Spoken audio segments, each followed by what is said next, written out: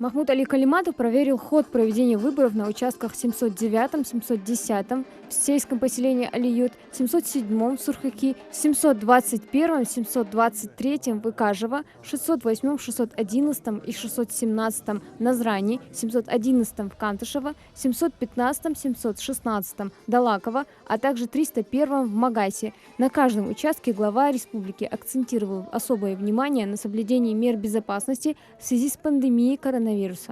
Все ли обеспечено? Самые главные люди у нас.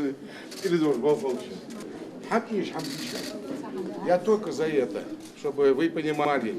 Главное, берегите себя, маски есть, защитные средства есть. Вот, это мы для себя делаем, не для кого.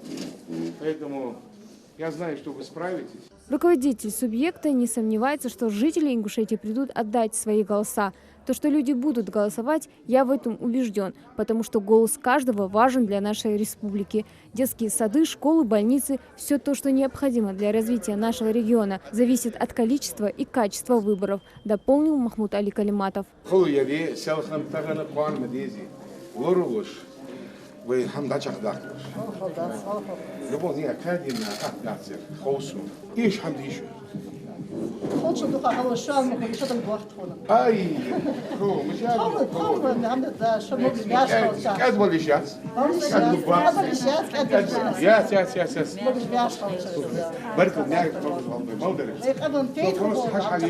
Все хорошо, все здорово. По данным Республиканского избиркома, сегодня по состоянию на 15:00 проголосовало 72 717 или 31,17% от общего числа избирателей. Больше всего проголосовали в Джейрахском районе – 53%. Накануне по состоянию на 20:00 количество проголосовавших составило 46 388 человек или 19,88% от общего числа избирателей. Больше всего проголосовали в Магасе – 35%.